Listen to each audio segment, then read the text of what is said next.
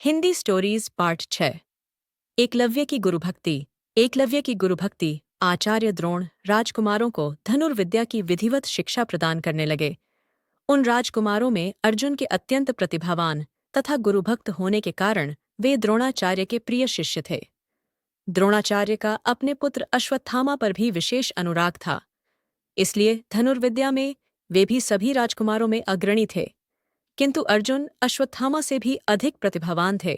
एक रात्रि को गुरु के आश्रम में जब सभी शिष्य भोजन कर रहे थे, तभी अकस्मात हवा के झोंके से दीपक बुझ गया। अर्जुन ने देखा अंधकार हो जाने पर भी भोजन के कौर को हाथ मुंह तक ले जाता है। इस घटना से उन्हें यह समझ में आया कि निशाना लगाने के लिए प्रकाश से अधिक अभ्यास की आवश्यकता है, और वे रात्रि के अंधकार में निशाना लगाने का अभ्यास करना आरंभ कर दिया। गुरु द्रोण उनके इस प्रकार के अभ्यास से अत्यंत प्रसन्न हुए। उन्होंने अर्जुन को धनुर्विद्या के साथ ही साथ गदा, तोमर, तलवार आदि शस्त्रों के प्रयोग में निपुण कर दिया।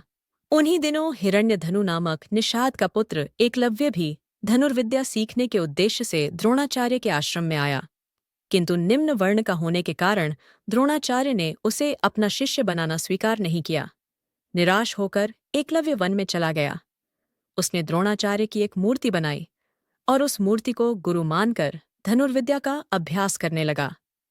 एकाग्र चित्त से साधना करते हुए अल्पकाल में ही वह धनुर्विद्या में अत्यंत निपुण हो गया। एक दिन सारे राजकुमार गुरु द्रोण के साथ आखेट के लिए उसी वन में गए, जहां पर एकलव्य आश्रम बनाकर धनुर्विद्या का अभ्यास कर रहा था। राजकुमारों का कुत्ता भटक कर एकलव्य के आश्रम में जा पहुंचा। एकलव्य को देखकर वह भौंकने लगा। इससे क्रोधित होकर एकलव्य ने उस कुत्ते अपना बाण चलाकर उसके मुंह को बाणों से भर दिया। एकलव्य ने इस कौशल से बाण चलाए थे कि कुत्ते को किसी प्रकार की चोट नहीं लगी, किंतु बाणों से बिंध जाने के कारण उसका भौंकना बंद हो पाए। माइंडी हो गया। कुत्ते के लौटने पर जब अर्जुन ने धनुर्विद्या के उस कौशल को देखा तो वे द्रोणाचार्य से बोले, हे गुरुदेव, इस कुत्ते के मुंह में जिस कौशल से बाण चलाए गए हैं, उससे तो प्रतीत होता है कि यहाँ पर कोई मुझसे भी बड़ा धनुर्धर रहता है। अपने सभी शिष्यों को लेकर द्रोणाचार्य एकलव्य के पास पहुंचे और पूछे, हे वत्स, क्या ये बाण तुम्ही ने चलाए हैं? एकलव्य के स्वीकार करने पर उन्होंने पुनः प्रश्न किया, तुम्हें धनुर्विद्या की शिक्षा देने वाले कौन हैं? एकलव्य ने उत्तर दिया, गुरुदेव, मैंने तो आपको ही गुरु स्वीकार करके धनुर्विद्या सीखी है। इतना कहकर उसने द्रोणाचार्य की उनकी मूर्ति के समक्ष ले जाकर खड़ा कर दिया। द्रोणाचार्य नहीं चाहते थे कि कोई अर्जुन से बड़ा धनुर्धारी बन पाए। वे एकलव्य से बोले, यदि मैं तुम्हारा गुरु हूं तो तुम्हें मुझको गुरुदक्षिणा देनी होगी।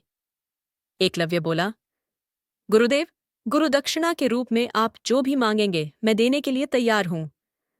इस पर द्रोणाचार्य ने एकलव्य से गुरुदक्षिणा के रूप में उसके दाहिने हाथ के अंगूठे की मांग की। एकलव्य ने सहर्ष अपना अंगूठा दे दिया।